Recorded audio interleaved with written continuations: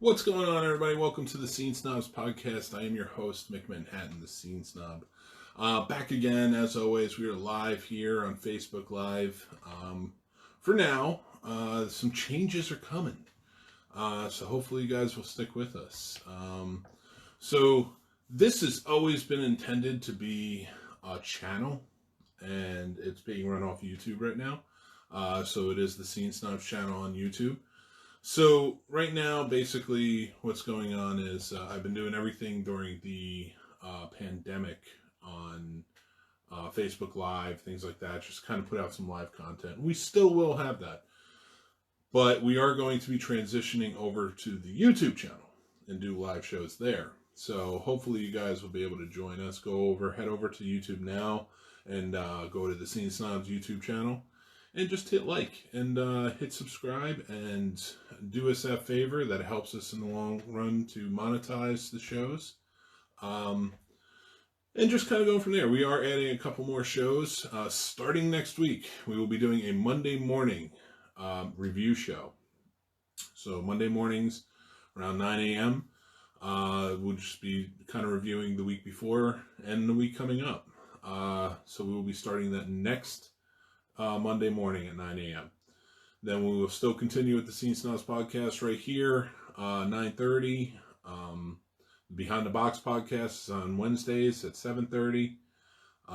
Rob Paints the Movies Thursdays at 7:30. Then you have Fridays. We're going to be starting our next, not this coming Friday, but the Friday after. We're going to be starting our Scene Snob Showcase, which is bringing on artists and different people, interesting people to come on and talk, and it's going to kind of be like a hangout session. We'll do it over Zoom, or once things kind of open back up, get people in the studio and such. So it'll be a lot of fun. Like, I definitely want to get a lot of musicians, different artists, things like that on here to talk. It's going to be in the vein of something like the Graham Norton show, where it's just, we'll have some questions, but we're going to have a good time. So hopefully you can join in for that. So lots of good stuff, like I said. We will be transitioning over to the Scene Snobs YouTube channel, so make sure you go over there and subscribe to the channel and hit like, and make sure you hit the notifications button so you know when all the shows are coming up. But we do have a full schedule on the scenesnobs.com, so check that out. Pulling Focus, we got a brand new Pulling Focus episode that premiered last week, so make sure you go check that out. We talk about, Black Lives Matter, the movies of black filmmakers and things like that. And Brian and I had a really cool conversation on that, and it's a very good episode, so it's out now, so make sure you go check that out. Links, as always, are on any of the social media or on thescenesnobs.com. So, hey, what's going on? My partner in crime, when I was just talking about, Brian, he is joining us.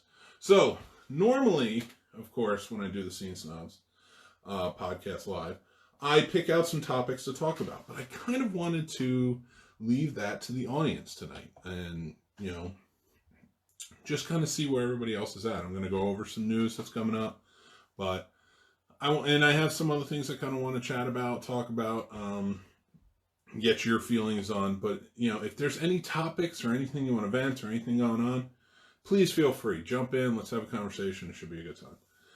So, for one thing I love, I was driving today. I went to go pick up ice cream for my wife and I. So I drive down, I go get Dairy Queen. Stop in, get it. Stop do a drive-through, get it. But as I'm driving home, it's gorgeous. It's golden hour. It's beautiful out. It's beautiful breeze. I have the windows down. Everything. And I'm just like, this is summer. I love summer. I love that feeling. I can find something about every season, of course, but there's something about summer when it's not quite too hot, but you get that golden hour feel, that breeze hitting your face, like as you're driving, and it just takes you back to when you were like 18, 19. Does anybody else ever feel that? My favorite part about it was, I started thinking about like when I was 18 or 19, just graduating high school, and was kind of, free in the world. So basically how I always put it is, I have no regrets in my life. I like where I'm at in my life now, and I like every year. You know, like, I'm not saying there hasn't been some tough ones, but like, I don't look back and be like, I wish I could relive this. I could do that. No, I lived it. I'm glad I had the experiences I had, and I don't mind it. So I'm glad to be here where I am now, and where I'm going to go going forward, kids and such like, and stuff like that. But you think back and you think of like when you were really free, when you were really like, don't give a crap attitude about anything, and I think that's got to be the time when you're like a senior in high school, maybe like just graduated, like that summer. I feel for like a lot of us is like a very freeing moment. Tell me if I'm alone. And as I'm driving, I started thinking back to that, like going down to the shore, because I grew up in Jersey, and you would drive down the back roads, the country roads and stuff like that to get there. Hanging out with friends, like nonchalant caring, like, yeah, you had a job, but you did your job, then you went out and you partied, and just like the world was your oyster. It was fantastic. So I started thinking about things that reminded me of that. And like certain songs, things like that. Like, I know Sugar Ray was huge when I was in high school. Big summer songs and stuff like that. Like, I want to hear what you guys think. What are your summer songs? From like, those freeing times and stuff like that. Like, what are some experiences you had? What did you love? I'm always interested to hear things like that, and just different perspectives. So, that's one topic I think that would be fun to talk about. Another one that's pretty cool, just kind of going back to the movie side of things. Stephen King came out recently, and he tweeted, he was like, the best novel idea I never wrote, and probably never will, is Jason, the first-person narrative of Jason Voorhees and his hellish fate, killed over and over again at Camp Crystal Lake. What a hellish existential fate idea. Could you imagine if Stephen King had sat down, and said, all right, I'm going to write a Friday the 13th book. What? That would astound me. To see what he would have written, and just the idea that he gives from the perspective of Jason. Like, what are you going to do with that? Like, what does a Stephen King Friday the 13th book look like? What does Jason Voorhees' point of view look like from Stephen King? It would be mind-boggling. And why that character? I'm so enamored by it, like why he would choose that character. Just think about the legal thick one would have to go through to get permissions, and makes my head ache and my heart at that too. But gosh, shouldn't someone tell Jason's side of the story? So yeah, I guess like he said, if he has to go through legal ramifications to do it, I don't think he would do it anytime now, but he did say Blumhouse should do it. Would you want to see that? Would you want Stephen King involved? Hey, Evan, what's going on? Did you hear all about the Clive Barker going to court to get the Hellraiser rights back from him? Hi, by the way. Hey, what's going on, buddy? Glad you can join us. I did hear about that. I heard. I'm actually writing an article right now for somebody on the Hellraiser series, so it's funny you bring that up. Clive Barker. Now, I think the thing that would be really interesting about Clive Barker retaining the rights is, look at what he did with the first two. Look where they kind of went from there, and his mind. If you read the books, they're even crazier. But the movie-wise, like his look and his feel for everything, how crazy would that be for him to come back? I mean, he's got to be chomping at the bit to get back, because look where they've taken it. They've tried to take it into, and they have made a full franchise, 10 movies. I mean, that's more than a lot. So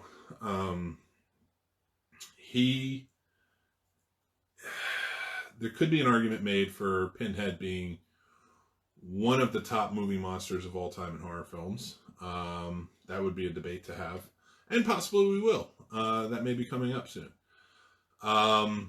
He retaining the rights, I couldn't imagine where he would go from it now. Would his style be the same, like as it was 30 some years ago? How dark would he take it? Who would exist in it? Because he was never really always married to, like, oh, it's got to be Pinhead at the forefront. So it would definitely be really interesting to see him take the rights. It would be, I think it would be fun for him to take the rights to Hellraiser and do something with it. Maybe kind of revive it, maybe a reboot or something with him still helming it. But it's like when Wes Craven's estate won back Night of the Living Dead, Nightmare on Elm Street. He and everything Nightmare on Elm Street. So they win it back. Are they going to continue it? There's heavy rumor that Freddy, Robert Englund might be playing Freddy one more time. That could be a big deal. Like, so what are they going to do with it? Are they going to continue it, kind of like how Halloween did? And I've talked about this before. It'd be interesting to see. I don't think that the Wes Craven estate, I know they're fielding pitches and stuff like that now. I know Elijah Wood was one of them to go in and pitch. I don't know if Blumhouse pitched or if they're looking to be a part of it. Might be in their wheelhouse to do it. It'd be interesting to see. But where would you go with Freddy? I don't even understand that. So, like, Clive Barker could take Hellraiser and do something with it. Those are always his babies, so it would be interesting to see. I don't know about the Cravens or what they'll do or who they'll put in charge to kind of helm it going forward. I think you would need to expand on it a bit. And I would definitely be interested to see in how they expand on it a bit, because I think Freddy is somebody who, rather than explore him, they explored his victims more. Which, okay. So here's the crazy thing. I was watching Scream Queen the other day, which is about Mark Patton, who starred in the second one, and about the second movie. To me, going back and looking, like, Nightmare on Elm Street Part 2 was always looked at as kind of like Halloween 3, or, Friday the 13th Part 5. I don't hate Nightmare on Elm Street 2. When I was a kid and you watched the first one, then you watch the second one, you're like, what is this? Why is this so different? What is happening here? But as an adult, you grow up and you're like, all right, I get what they're doing here. And I like that they were that and Freddy's Dead, The Final Nightmare. They were the two that really, to me, were trying to expand on Freddy's lore and where it goes from there and stuff like that. And I find that interesting. I think Freddy is the type of character you want to do that with. They dropped the ball. Well, I don't even know so much the second one dropped the ball, but the sixth one definitely dropped the ball. But for the most part, that franchise always focused on the characters, the victims. Now, with the Hellraiser series, yeah, they focused on Pinhead a lot, and other characters. They took it too far out. They dropped the ball rather than focus somewhere and go with it, like the first one did and the second one did. They moved it around and did different things. And then tried to bring it back, and it didn't work, so they went farther with it, and it got so convoluted. So, with that, I will say that, Brian, I see that you said you want to see that, and I would want to see that too. And I'm assuming you're talking about Stephen King with the Friday the 13th, helming Jason, if you did. I would love to see that, because again, it's another character. They never, except for Part 2, Friday the 13th Part 2, they never really expanded on who Jason was, where he came from. They just kind of made things up as they went along. Part 2, Ginny was actually asking questions. Well, what if he was this? What if he was that? Blah, blah, blah. What brought him back? All this stuff. So it got interesting, but they never expanded upon that. Again, they focused on the victims more so than they focused on the interesting character behind it. And they were supposed to. Part 6 was supposed to set up Jason's father coming in and finding out, like, how his connection and things he was doing were Len Francis says they're doing the novels. We'll get to that one second. I see that you just joined, Len. I do want to talk to you about it because I know it's your favorite character. But we're just focused on movies at the moment. Yeah, I know they do expand on them in the novels. Everyone expands on them in the novels. You have to. And this is kind of coming from Stephen King talking about a book, a Jason book that he never wrote and probably never will, but he had an idea for. I would love to see the movies expand on Jason some more and take it in such an interesting way. I mean, the dude's pretty much Frankenstein, but even more unkillable, So, Len, I've never read a Friday the 13th novel. I'm glad you brought that up. And I was saying that about the Stephen King novel. I don't know what that would look like. I would read a Stephen King novel, especially if it had about Jason. So it would be interesting, but what would he do with it? What would Jason and being held by Stephen King look like? I want to know what you guys think. What would Stephen King's Jason look like? We've seen what he's written with his protagonists, antagonists, everything in his books before as fans, and even in his movies. What would Jason look like? Somebody else's creation in Stephen King's hands. I want to know what you guys think. So, it's a lot of that going on though right now, with kind of revisiting. And I liked what they did with Halloween. I've never shied away from saying that. I'm a big fan of the 2018 Halloween movie. I thought they did a fantastic job. I like where they went with him. Sorry about that. So I like where they went with him, and I want to know. I want to know where they're going to take him. Because Halloween Kills comes out this year, then they're going to have Halloween Ends, and I'm fine with them ending it. By all means, please tell me a clear story that's going to finish. But I like how they, rather than all of the sequels, which I still enjoy, that took him and expanded on him killing. I want to see what they're going to do in Blumhouse with are they going to, they took him out of play for that 40 years essentially. So now he's back in play. Now he's back in this town murdering. Where does he go from here? What do you guys think? Where should we take these characters from the 80s? Should we be bringing them back? And should we, I don't think it worked with Alien. Everything Prometheus. I know a lot of people like Prometheus, and it was gorgeous, gorgeous movie. And I think I would have liked it more if it wasn't such a tie-in to the Alien movies. And Alien Covenant, it was fine. I didn't dislike it at all. But it was so familiar. It was nothing new.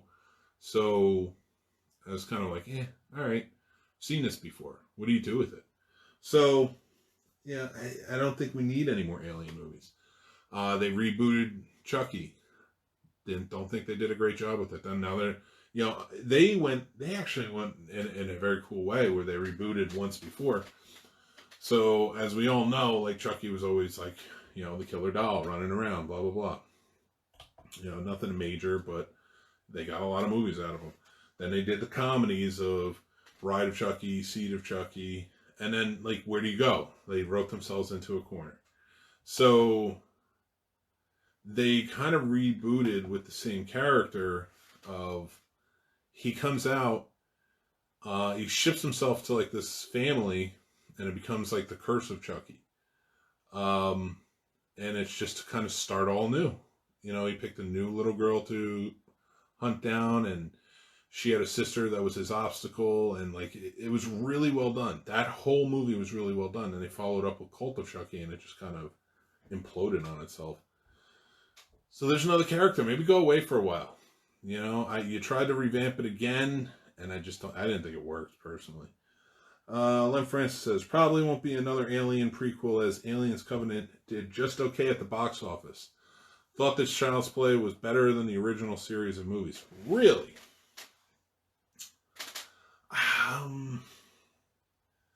I didn't love it.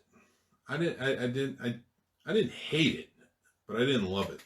I thought they could have done better. I was hoping it would be a lot better. I think it was just more flashy than anything else. There was no. I think the thing that I like about Chucky more than anything is that he was a character. He was his own thing. He had goals. What was the goal of the robot? Nothing really. You know, it was just kind of a bad robot. Evan, I feel David Gordon Green is going to really revitalize the Halloween franchise with this trilogy. It was ruined by Rob Zombie, take on Myers, but have to have Jamie Lee Curtis back is what Halloween has always been about, her versus her brother. But they took the brother and sister element out of it, which I actually kind of liked. And the thing I liked about the 2018, if you haven't seen it, sorry, but I have like a rule of like 2 years, or you know, if it's the movie's older than 2 years, you're sorry. You had enough time. So, spoilers. The thing I liked about it was Michael wasn't looking for Laurie in this. She was obsessed. She trained her entire life knowing he'd break out, knowing he'd come back. And she was not wrong. She was right. He wanted that. But she was looking at, he's going to come after me. He's going to find me. That's what this is about. And it's that's just that survivor's mentality, where she's trained her whole life to defeat this evil. And he breaks out, and he's not coming after her. He puts no effort towards her. He's just there to kill. And I liked that. I thought that was really good. It's the fact that they just cross paths.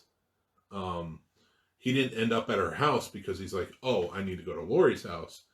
He ended up at her house because he was chasing her granddaughter by accident. It was just happened to be one of those things that put her out there. So I did really like the take of that. And once he saw her, he was like, oh, I'm going to murder her. I know who this is. You know, like he remembers what happened, the survivor. So he was still all about it. But like, you know, he was like basically the ultimate boogeyman trick-or-treater. He was just going from house to house slaughtering people. Len, remember, I've always hated Child's Play. Laugh out loud, this is step up for me. That is true. You did always hate Child's Play. And listen, I'm not trying to hold on to Child's Play as like the greatest of all time. It has a place in horror history, definitely, but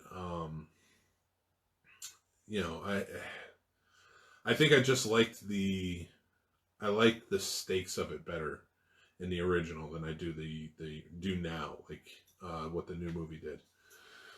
I agree that they need to stop bringing back the 80s slashers. They need to produce original content.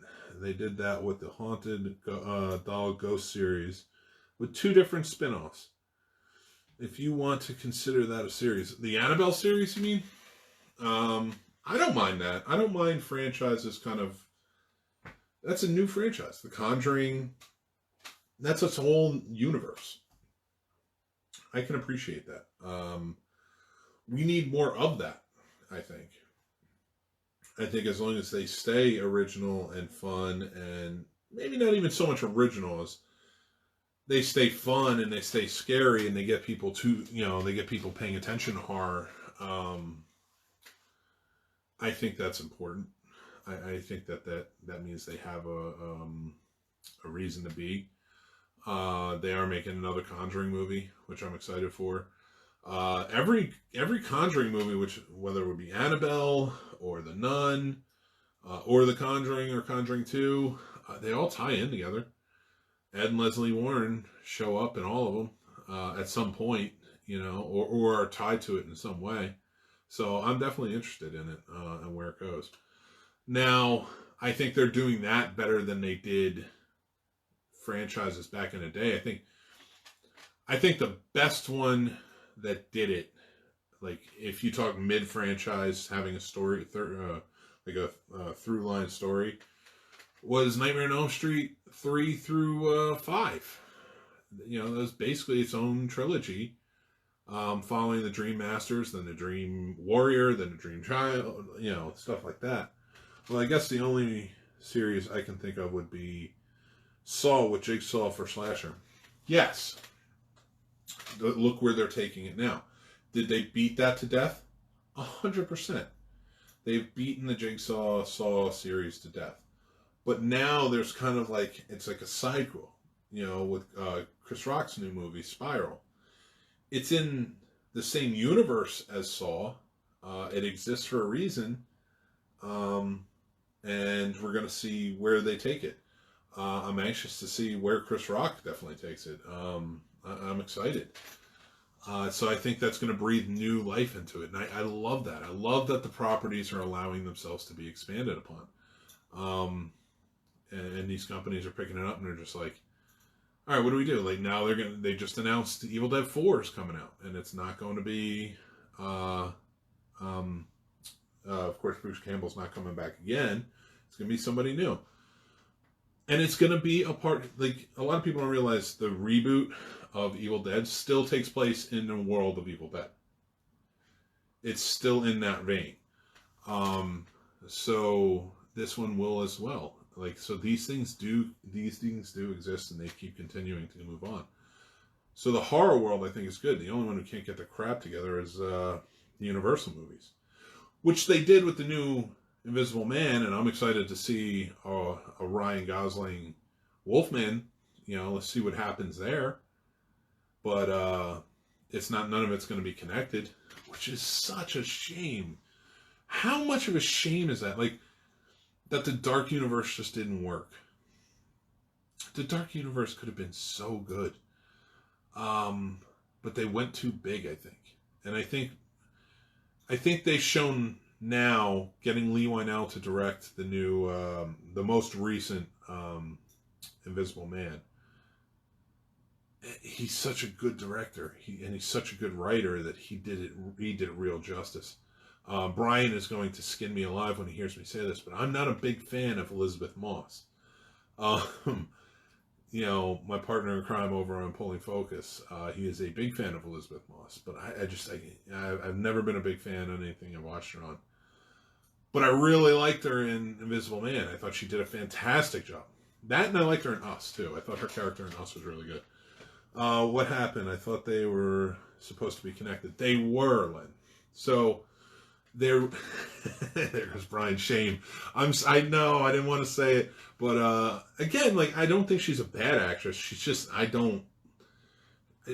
doesn't resonate with me. I didn't like her on Mad Men, and quite a few other things. I did try Handmaid's Tale, and I just couldn't take her. Everybody else I liked. I couldn't take her in the show. But I did love her in Invisible Man, so maybe she's turning me around on her.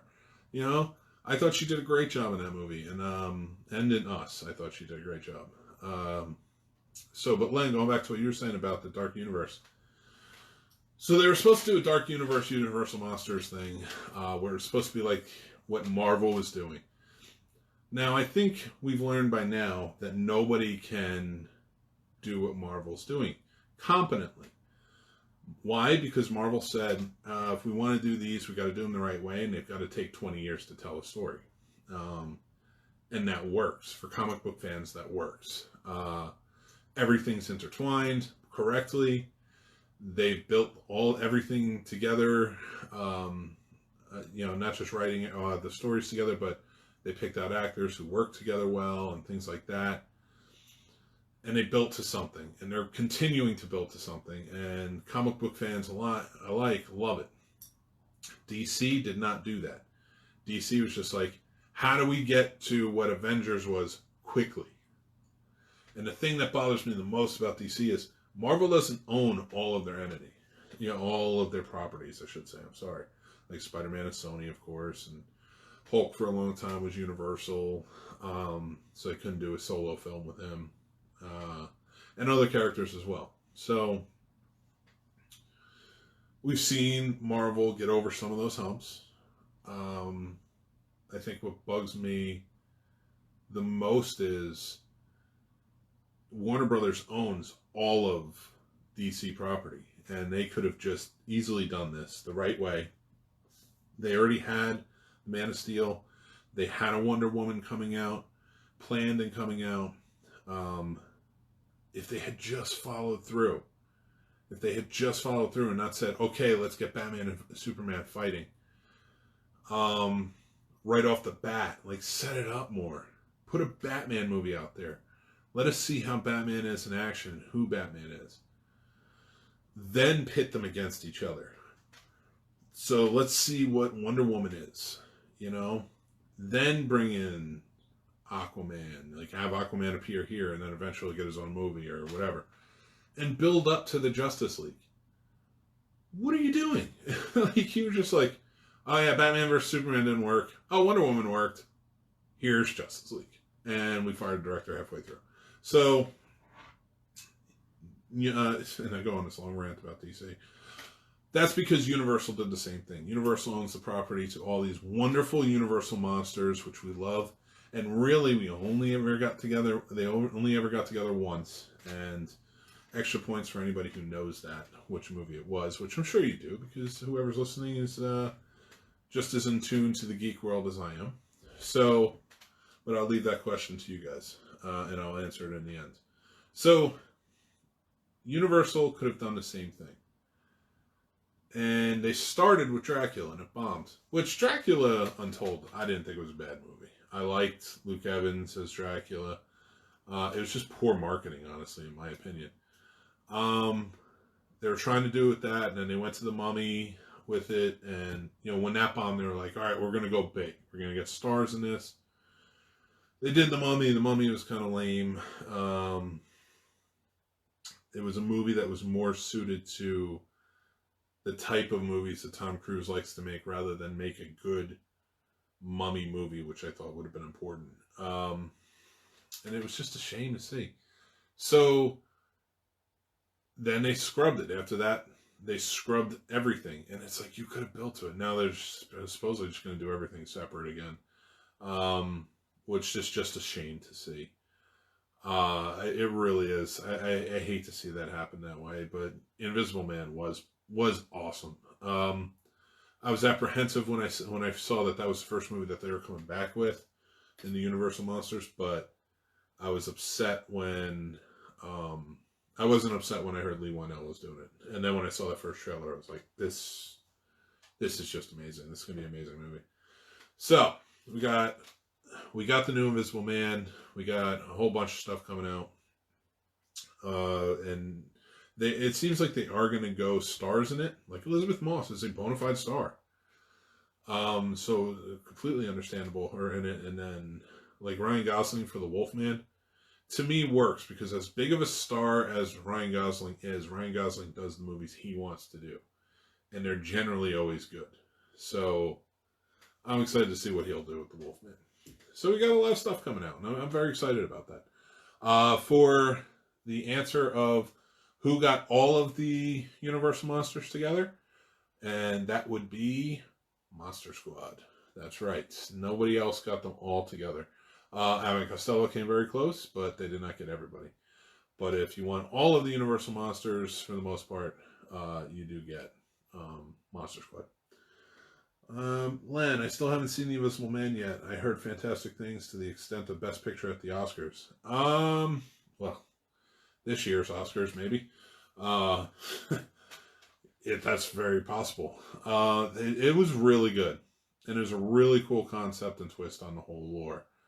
I suggest you check it out as soon as you can. I think you'd really enjoy it. And that's where I think the focus needs to be. That's always been sort of my feeling on it.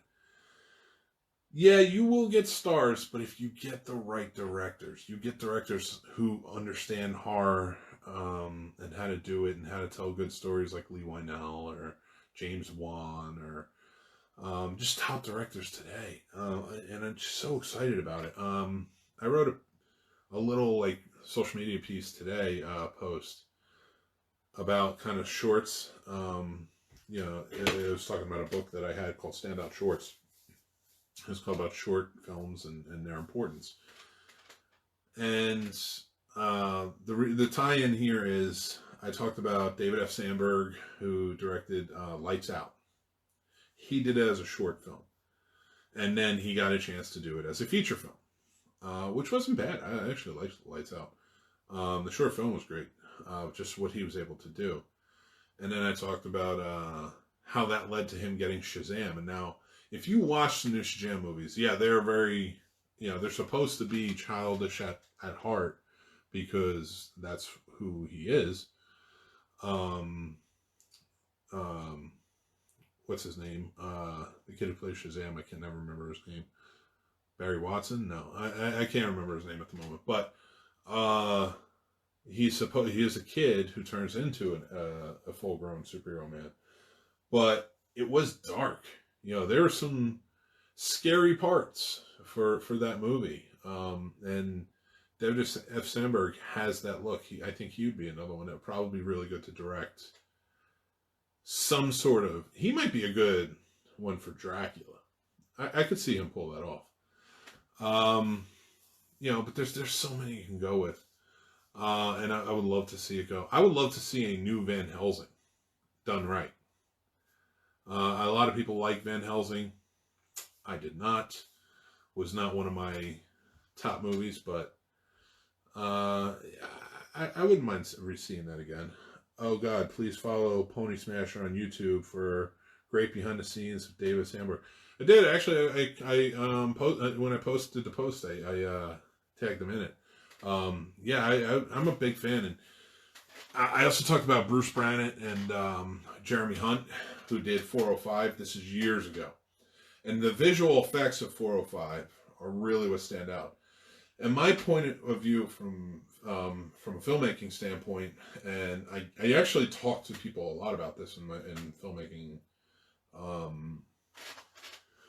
posts and such in groups I belong to, is when you're doing a short, a lot of people are like, I've got to make the most award-worthy short ever, so it's got to be deep, it's got to have this, it's got to have that.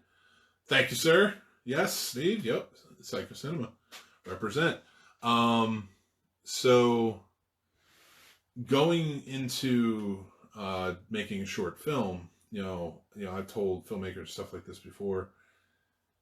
Don't always go to try and get your message across. You eventually want to step into making features. What you should be highlighting in your short films, I'm not saying do a bad story. A good story is always perfect and it'll always attract people in, but if you're focusing just on sending a message or trying to achieve an Academy Award, chances are you're not going to make it. You'll probably get into festivals, might be a good run, nothing wrong with that. But like I said, with like Lights Out by David Sandberg, F. Sandberg, or 405 by Bruce Brannett and Jeremy Hunt, things like that. If you're going to do a short film, highlight your talents in the short film. You tell a good story, tell a good story. Doesn't have to be a full message, just has to be a good story to bring people in. If you do good camera work, try some new things in it. Make it really pop. If you do good editing, try and formulate a story around editing. Maybe non-linear. Maybe really have it stick out. If you do great VFX work, again, 405 is a great example of that. They land a plane on the 405 in Los Angeles. It's amazing. On a shoestring budget, that got, they started doing mega things after that because Spielberg saw it and was like, this is amazing. You want it to stick out when there's so much distribution for short films now. There's so much out there that you can put out there, Right now we're in, because of the pandemic, a virtual age where we have a lot of, film festivals that are doing virtual work. So if you don't have the money to travel to said film festival normally, now would be a good time to set up Zoom meetings, things like that, Put your work out there, put your thought into it. And I always call it trying to change the world. Usually the movies that people put together, especially short films, are death, drugs, and it's all a dream at the ends, because that's they feel like that's what is going to get film festivals attention, things like that. Film festivals, just from what I've seen and by people I've talked to, if it's interesting, it's going to get their attention. And that's, I think, what everybody needs to focus on the most. Making something that stands out and highlights your talents along the way, so when people watch it, they're like, that guy's got something. So I think that's the best takeaway I can give. Hopefully that helps. But, especially if you're doing horror, reinvent it. Do something different. Take a chance. Especially in a horror movie. You know, like how many times have we seen the cliche, open the mirror, nothing there. Close the mirror, something there. Or open the mirror with nothing there. Close the mirror, nothing there. Open the mirror, nothing there. Close the mirror, something's there. You know, these things just they keep popping back up because it's just that's what people go with. Then you have like a movie, again, I know I'm kind of beating it to death, but like with Lights Out, like they turned that mirror thing on its head. Flip the light off, body standing there down the hall. You know, like it's horrifying, but it's wonderful. I think that's the important thing doing shorts and stuff like that, especially now, because we're in such a place where we're going to need content. Do it, get it out there now. Show what you can do. I have a feeling the industry is going to kind of turn on its head a little bit, you know, and it's going to open up a lot for a lot of people because it's going to need to out of necessity. So if you can do something, then get your name out there. Do it now, you know, and highlight those talents as much as you can.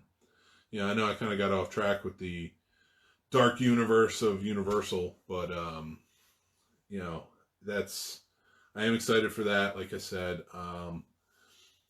you know, I would love to see new upcoming directors kind of take the helm of those things. You know, we started out the show talking about this kind of the slashers that we love: Freddy Krueger, Chucky, Pinhead, Jason. You know, yeah, it would be great to see Stephen King's version of Jason. I would love to know what Stephen King thinks Jason wants to do. But I also want to know what like a James Wan would do with Jason, or what a Lee Wynell would do with Jason, or what somebody new who is inventive and can change those movies up. You know, everything's in a rights battle right now. So it's Friday the 13th up in the air, so we're not going to see anything from them for a while, but like they're taking pitches for the Craven family's taking pitches for the new Nightmare on Elm Street movies. Blumhouse is doing Halloween, so you're kind of stuck there, but there's plenty of things you can write for. You know, and I would love to see some of these new filmmakers who are putting out these great films online, and just do something new with it. I watched Getaway the other day, which was directed by Blaine Weaver, who I have interviewed on the show before. He's a great guy. I really enjoy a lot of his movies. And then I watched Getaway. He did that on a micro budget. You know, it was take him out to the woods, slasher film. And a really interesting end to it. I really liked where he took it. And I'm not going to give any spoilers away. Again, this just came out, so I'm definitely not going to do that. But he changed up the conventions of how a slasher film would end, and I enjoyed that. I liked it. So, and I like where he took it, and I like where he left it. So, I would definitely check out Getaway if you get a chance. It was at Dead Center Film Festival this past weekend. I'm sure you'll see it on the Film Festival Market, and since things are mostly virtual, you'll be able to check it out. Also, make sure you go and check out Skyline Indie Film Fest. That's my partner Brian's film festival. He is doing it virtually this year. I'm very excited about that. Going to be able to see a lot of movies and check those out.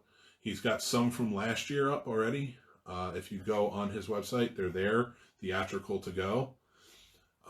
Make sure you rent things, support the film festival as you can. I think it would be awesome. I'm an hour in on Getaway right now. Hey Steve, what's going on? I love it. What do you think? I like the ending a lot. Well, you're not there yet, but when you get there, I want to talk to you about it. I want to know what you think. Just kind of about how he changes it. I would definitely like to discuss that with you. But again, I don't want to give anything away to anybody. So with that being said, and kind of going, we were talking about Skyline Indie Film Festival. Go check those out. They have some cool stuff up there now. Some good movies. I'm very much looking forward to what they do in September when they go virtual for their film festival.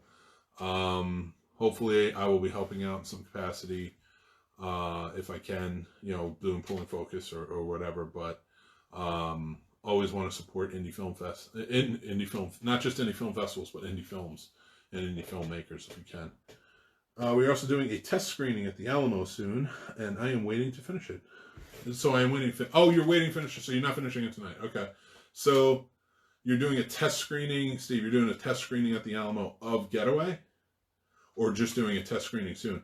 I am happy to hear that. I'm chomping at the bit. I'm very happy to say that I'm going to be going to the drive-in. I love supporting the drive-in, but I love supporting my theaters too. And Alamo is our theater here in Winchester, and we love to go support there. We will be announcing soon. Our contest is ending on the 18th. So 19th, we will be announcing our winner for the Ultimate Movie Challenge. That should be coming up soon, and what to do. Okay, so very cool. So I wouldn't mind to see Getaway on the big screen.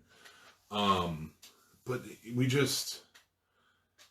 I love the drive-in. I'm going to see Grease tomorrow and Footloose. Next week, I'm going to see Jaws on the big screen and Jurassic Park. It's going to be a lot of fun, but I need my theaters open. And I cannot wait to check that out. And if you're doing a test screening, Steve, if you're doing a test screening of Getaway, please let us know if tickets are available. When they are, I would love to check them out. It makes my heart happy to hear that Alamo should be opening soon. I cannot wait to get in there. It's been too long. I want to support as much as I can, and just be in the atmosphere of being in a movie theater. It's long missed. So I'm definitely excited for that. But as you can see, I'm wearing my Psycho Cinema shirt. So it's just crazy times. I'm hoping everybody's staying safe. So like I said, I'm changing things up quite a bit. I was doing a lot of live shows. We are still going to continue to do live shows, but we're not doing the group watches right now because things are kind of opening back up again. They were mostly while people were in quarantine, wanted to kind of keep people entertained. But we have some fun things coming up. Brian and I, especially for Pulling Focus, we are teaming up to do some fun things. So make sure you check those out. We'll let you know what those are when they come time. 2 new shows added next week. The Monday morning review show for the Scene Snobs. And then the Friday night Scene Snobs showcase, which I want to bring on artists. I want to bring on musicians. I want to bring on everybody who's interesting and I want to talk to. And it's going to be like a Graham Norton, like I said, a Graham Norton type thing where we're just kind of hanging out. You want to have a drink? Have a drink. Let's talk shop and just have a great time with it. That's what it's all meant to be.